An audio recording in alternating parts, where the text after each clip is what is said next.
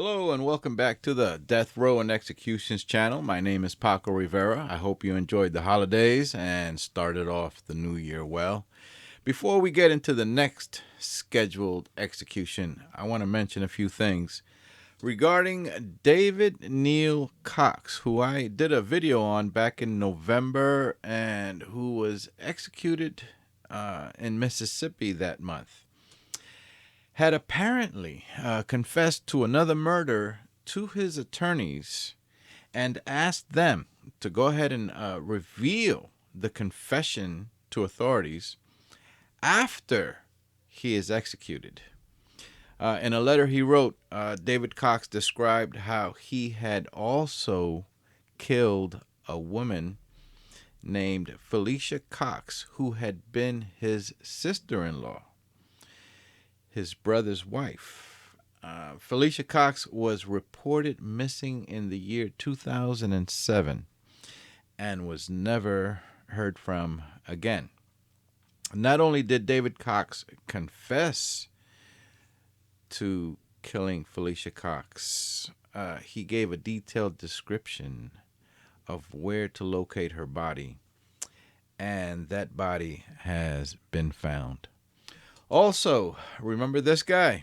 This is Nicholas Cruz, who killed 17 people at Marjorie Stoneman Douglas High School in Parkland, Florida. Cruz, who was 19 years old at the time, killed 14 high school students and 3 school staff members on Valentine's Day in the year 2018.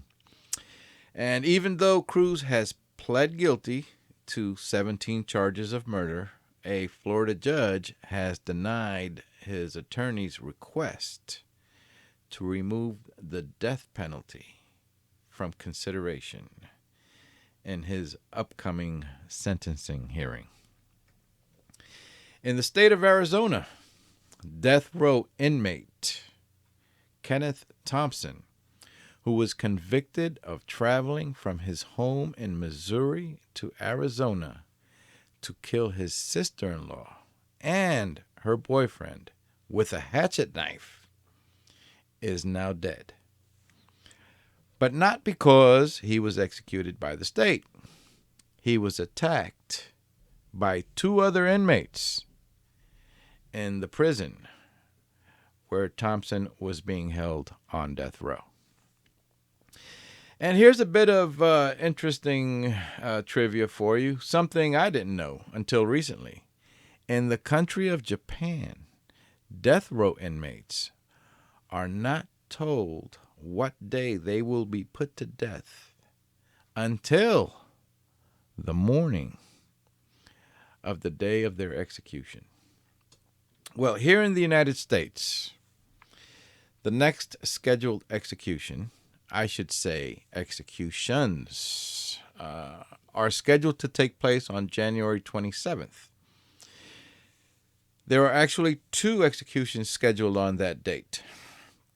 One will involve death row inmate Matthew Reeves in Alabama, which I will be discussing here shortly. And the other is Donald Anthony Grant in Oklahoma, which I will talk about in a future upcoming video. We last saw an execution take place in Alabama when Willie B. Smith III was put to death in that state by lethal injection on October 21st, 2021, last year. And a story about that was the first video I did on this channel.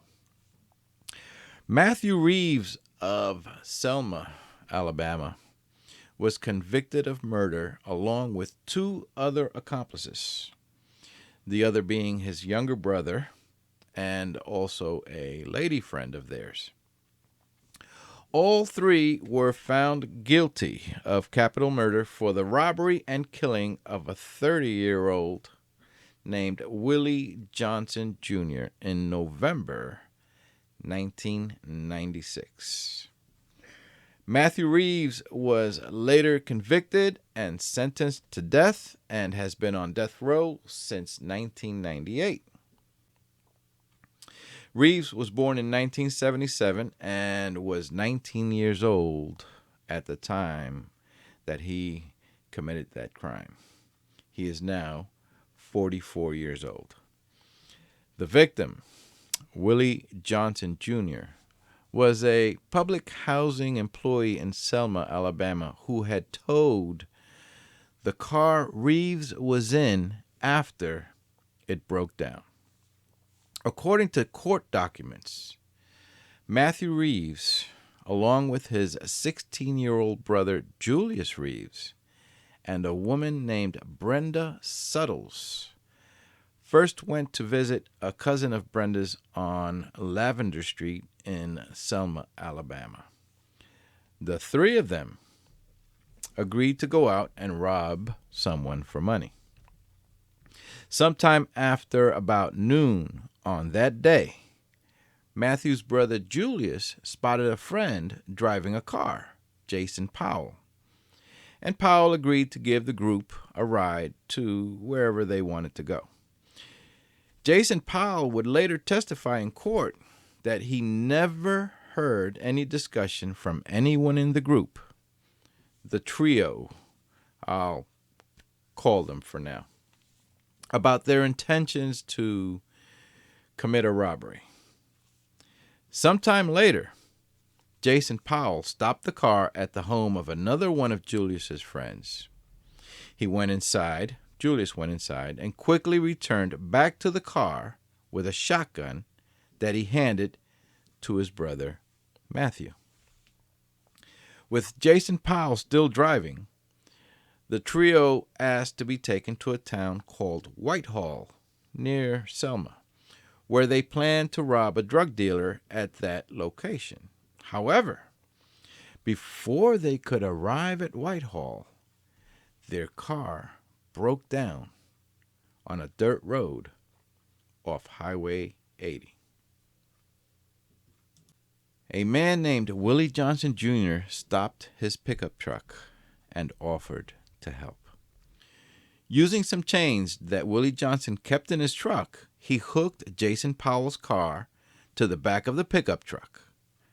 With Julius Reeves riding in the truck with Willie Johnson and everyone else still in the broken down car, Willie Johnson towed the car to the Selma residence where Matthew and Julius lived with their mother.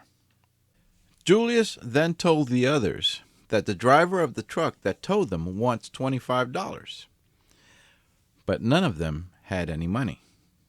Julius then offered Willie Johnson a gold ring, but that it's at his girlfriend's house, and asked Willie Johnson to take them there.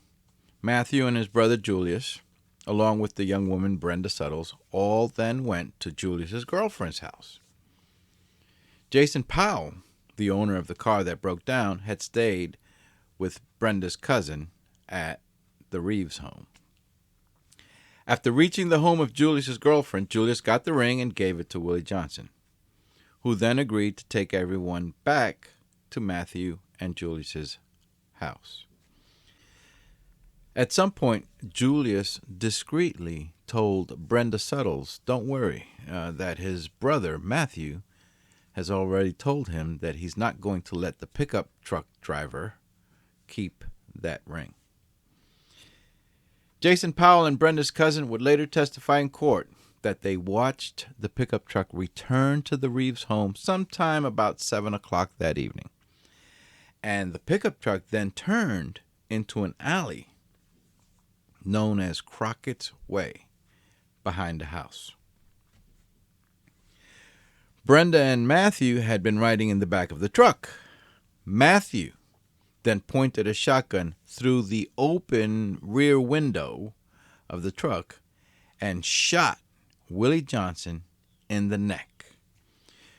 Julius Reeves jumped out of the passenger seat and yelled, "What have you done?"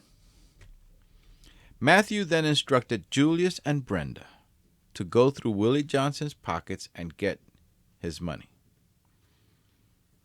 Julius pulled Willie Johnson out of the truck and did what his brother asked. They then loaded Willie Johnson onto the back of the truck. According to Brenda Suttles, Willie Johnson was bleeding heavily and making gaggling noises. Jason Powell, the owner of the car that they had been driving around in earlier, said he heard a gunshot from the house, and a short time later, Matthew Reeves came running inside and hid the shotgun under a bed. According to Brenda's cousin, Emmanuel Suttles, as the trio changed out of their bloody clothes, they were jumping and hollering and celebrating about all the stuff they got. That was a quote, the stuff they got. Jason testified that he heard Matthew Reeves say, "I made the money." Later that day, the three of them divided the money taken from Willie Johnson, about $360. Willie Johnson had just cashed his paycheck earlier on that day that he was killed.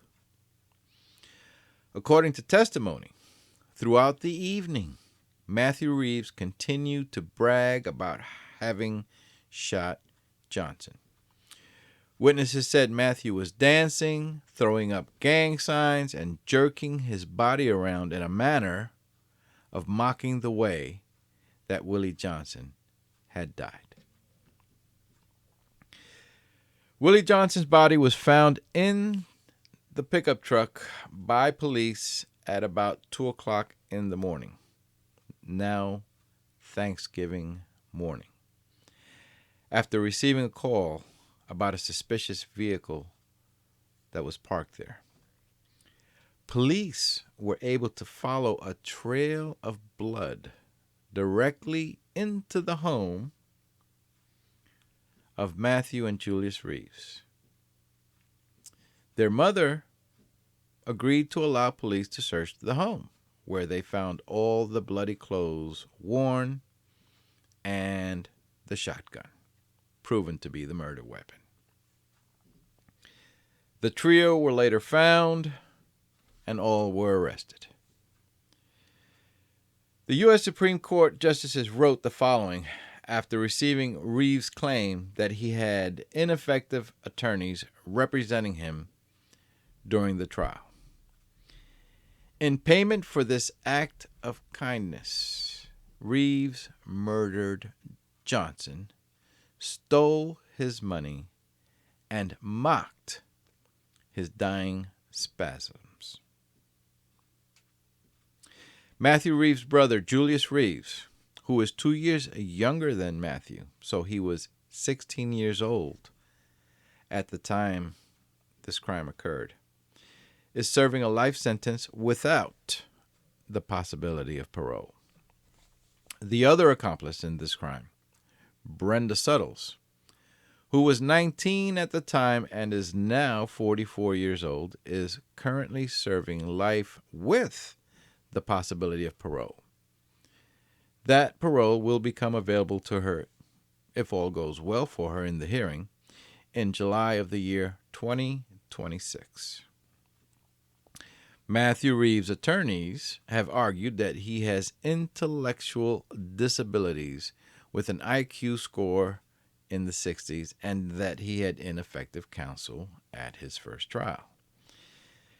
Yes, once again, a death row inmate who is mentally impaired. It's beginning to look like every inmate on death row is mentally impaired. If you enjoy these death row execution stories, be sure to subscribe to this channel so that you are alerted when the next one comes out. Remember, there will be another video soon about the other execution to take place on the same date as Matthew Reeves' execution. I am Paco Rivera.